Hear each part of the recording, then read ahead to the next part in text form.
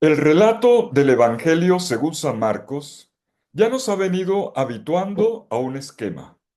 Cada vez que Jesús anuncia su pasión, muerte y resurrección, se pone de manifiesto la incomprensión, la resistencia por parte de sus discípulos. Una situación negativa que provoca enseguida una catequesis por parte de Jesús. Una catequesis mediante la cual corrige y educa a sus discípulos para el verdadero seguimiento. El domingo pasado leímos el segundo de tres, el segundo anuncio de la pasión, y notamos cómo se desarrollaba este mismo esquema. Pues bien, la catequesis no ha terminado. La enseñanza sobre el seguimiento de la cruz pascual del Mesías continúa. El pasaje de este domingo, pasaje del Evangelio de este domingo, 26º del tiempo ordinario, está tomado de Marcos en el capítulo 9, versículos 38 al 48, exceptuando, omitiendo dos versículos, el 44 y el 46. El ambiente en el que nos encontramos sigue siendo el mismo que vimos hace una semana: la privacidad y la serenidad de la casa en Cafarnaúm. Aquí Jesús avanza la lección con un llamado de atención a sus discípulos sobre otras actitudes dañinas, además de la ya vista sobre la ambición por el poder que hay que dejar de lado.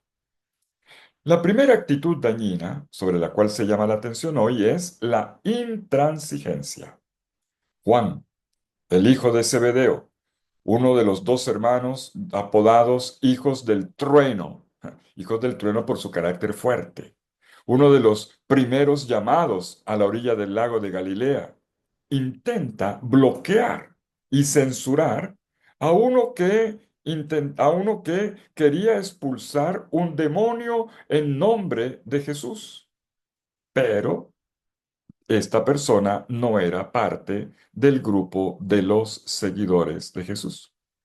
Simplificando, según este discípulo acusador, ese otro no tendría derecho a hacer el bien en nombre de Jesús, a menos que fuese parte del grupo. Pero Jesús no está de acuerdo con este punto de vista. Tiene una visión más amplia.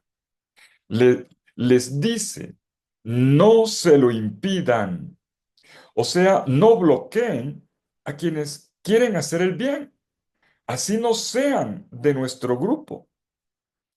En el texto, la frase con la que Juan le pide a Jesús que ese otro misionero exorcista sea excluido, aparece registrada de esta manera: Él no camina con nosotros. Es verdad que este nosotros incluye a Jesús, pero parece más centrado en el grupo, en la comunidad. Y el criterio que en primer lugar evalúa a una comunidad de seguidores del Maestro es que el mismo Maestro Jesús sea seguido, él en primer lugar. Mejor dicho, se sigue a Jesús, no al grupo en primer lugar. Por lo tanto, se trata de celos de grupo, de espíritu de cuerpo.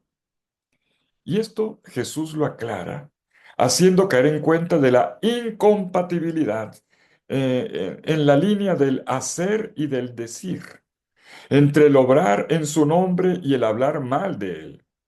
Y entonces redimensiona la conciencia eclesial de sus discípulos, su manera de entender el nosotros. Dice Jesús, el que no está contra nosotros, con nosotros está. Jesús amplía todavía más el campo de acción de los que, aún sin decirlo expresamente, se identifican con Él, más allá del ambiente de la polémica o de la competición. Y esto es lo que Jesús agrega ahora. Se refiere no solo a quienes llevan a cabo acciones vistosas como los exorcismos y que son mandadas ante todo para los que son apóstoles, sino Jesús habla ahora de los más pequeños gestos de caridad, como el dar un vaso de agua. Y esto importa mucho. Jesús dice, cualquiera, escuchen bien,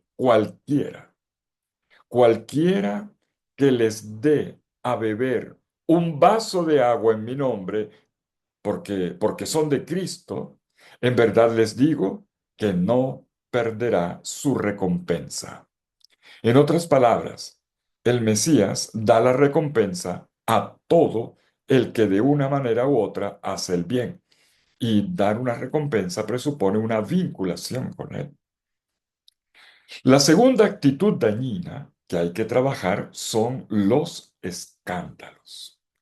Curiosamente, en este punto de la enseñanza es Jesús quien parece tomar una postura intransigente. Pero atención, no con respecto a otros, sino con respecto a sí mismo. Si algo tuviésemos que cortar, no sería a otros que excomulgamos, a otros que están haciendo bien las cosas, haciendo cosas buenas por los demás, sino a aquellos, o aquello, mejor, aquello que de parte de uno puede hacer daño, aquello que puede perjudicar, en última instancia, el caminar de otros, pero que comienza con un daño, con algo que no está bien en mí. Y esto es lo que literalmente significa el término escandalizar, que viene es una palabra griega tal cual, scandalizo se dice en griego. Un término que significa hacer caer, ser piedra de tropiezo, desviar a otro del camino y en el campo moral, inducir a otro al pecado. Los afectados son, dice Jesús, estos pequeños que creen en mí. Son los perjudicados por los escándalos, los pequeños. En concreto, escandalizar a un pequeño quiere decir dañarle el camino de crecimiento, apartarlo de la fe. Jesús ha dicho, pequeños que creen en mí. Apartar de la fe con una incoherencia que pone en juego la credibilidad. Porque el creer requiere de la credibilidad de quien guía. En definitiva, en un ámbito en el que se esperaría que se le hiciese a una persona el bien, hacerle algo que le ayude a crecer en la fe, lo que se hace es llevarla a que la pierda. Por lo tanto, la vía de la salvación tiene que ver también con el no dar motivos de escándalo, dar malos ejemplos que manden al suelo la coherencia, porque con la boca decimos una cosa y luego hacemos otra. Si por causa de uno otra persona va a perder el camino de Dios, dice Jesús, mejor sería arrojarse al mar con una piedra de molino que le retenga en las profundidades a ese agente del mal. Quiere decir, dense cuenta de la gravedad de la acción y tomen una decisión radical para evitarla. Fíjense bien, estamos ante un doble llamado de atención supremamente exigente. Paradójicamente, si por una parte Jesús invita a ampliar la mirada y el corazón, por la otra es riguroso, duro, en el llamado a la vigilancia personal de cada uno de sus seguidores sobre las propias actitudes y comportamientos que pueden hacerle daño a otros, para que tome enseguida las decisiones respectivas para que esto no suceda. Los discípulos querían criticar a los externos que hacían el bien. El maestro no los apoya y los invita a revisar lo interno.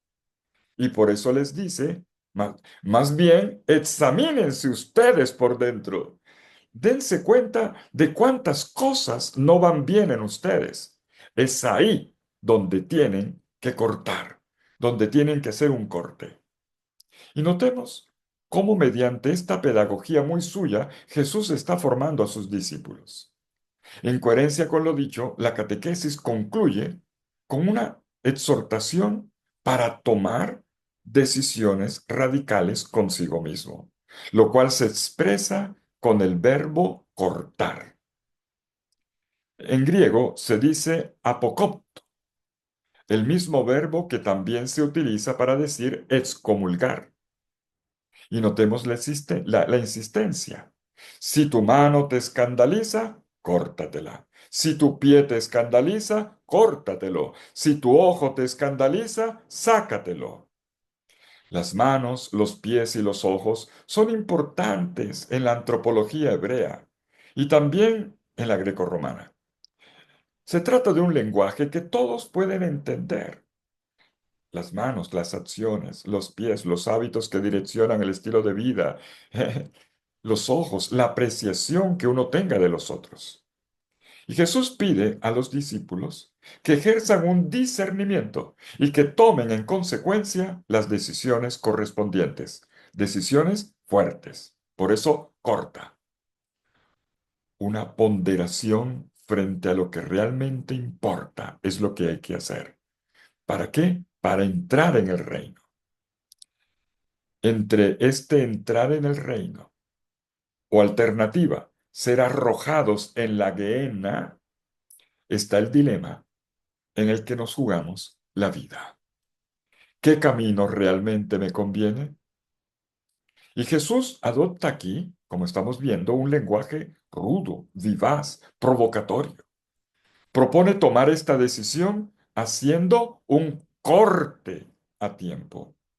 Si tu mano, tu pie, tu ojo te escandaliza, o sea, te hace caer a ti mismo y esto luego te llevará a hacerle daño a otro, impidiéndole seguir al maestro y vivir según su estilo, lo que tienes que hacer es cortar. Curiosamente, decidir, el verbo decidir en castellano, proviene del verbo latino decidere, que significa separar. Y en definitiva, cortar. Decidir es cortar, ya en la misma etimología de nuestra lengua. Dar el golpe seco de arriba abajo que corta y separa para dejar de lado lo que no va y quedarse con lo mejor, con lo que conviene. Y esto es lo que se hace cada vez que se decide. Implica un renunciar a algo para quedarse con lo que realmente sirve. Obviamente, no solo duele, sino que dejará siempre la sensación de haber perdido algo.